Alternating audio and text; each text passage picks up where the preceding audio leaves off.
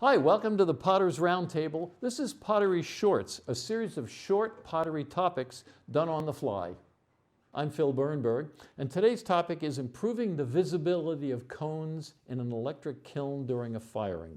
And the problem is that with electric kilns, in most cases, the peepholes are fairly small, so that you can't really use a cone pack, which we talk about making cone packs, by the way, in another one of our short videos. But you can't really use a cone pack of large cones in most electric kilns because it's too big. In order to be able to see all the cones and be able to, including when they fall, you'd have to put them so far back into the kiln that then you can't see them at all. So, a lot of times there isn't a clear path. So, in electric kilns, you want to observe or monitor the firing using packs of small cones like that. And again, these can be made up the exact same way as the large cones. They're lined up so that they'll fall at an angle. And so, the first thing I want to do is I want to have cone packs opposite the peepholes in the electric kiln. And the nice thing about these small packs is I can put them right on the edge of the shelf opposite the peephole. And if the shelves don't happen to line up with the peephole, then what I'll do is I'll raise them up and I'll use posts.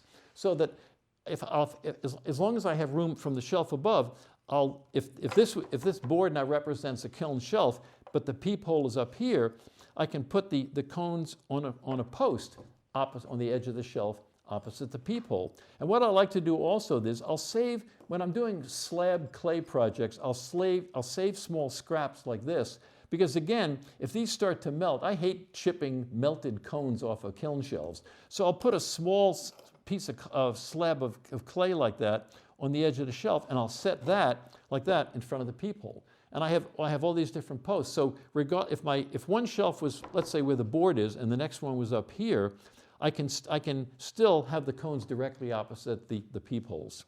So the real trick is, and also another suggestion is when you're doing this, when you're placing the cones in front of the peephole, try not to have a pot close behind the cone pack and directly in back of it, if at all possible. So what I might do is I might have, for instance, two pots that are sort of like this, so that if possible, so that there's sort of a gap between them. And that way, what I'm trying to do is I'm trying to achieve a little contrast in color between the glowing cones and anything behind them that's glowing, so that I can see the cones. And the real trick to this suggestion is that when you want to look at the cones, pull out the peephole plug, and let's say this is the peephole. Blow a quick puff of air into the peephole. So you just go like that, just a quick puff of air, and don't linger there so you'll burn your lips or something.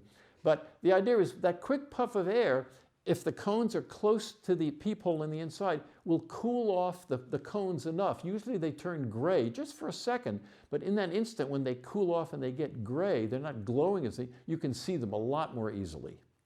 Okay?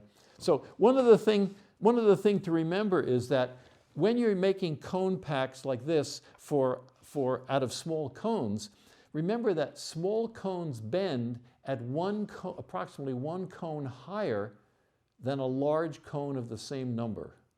So in other words, when we talk about firing by cones, the standard for a cone is based on large cones. So when we say cone 10, that really means that's based on a large size cone 10. A small size cone 10 would actually only bend at cone 11. And the reason why they do that is because the cones are bending under gravity. When the cones get soft, gravity, they start to slump and fall over. Well, the small cones are made out of the same materials as the large cones. So a small cone 6 is made out of the same materials as a large cone 6, but it's smaller, it's lighter weight, so it doesn't bend over as quickly. So a small cone 6, for example, will actually only be bending over at about the equivalent of a true cone 7. So remember this if you're using cone packs to observe a firing in an electric kiln, that the small ones actually are indicating one cone higher. Okay? Well, thank you very much. I hope this was useful for you. Thanks for joining us today. If you enjoyed the presentation, please like it and subscribe to our channel and share it with your friends. This way we get more viewers of our videos. Also, check out our website, www.hfclay.com.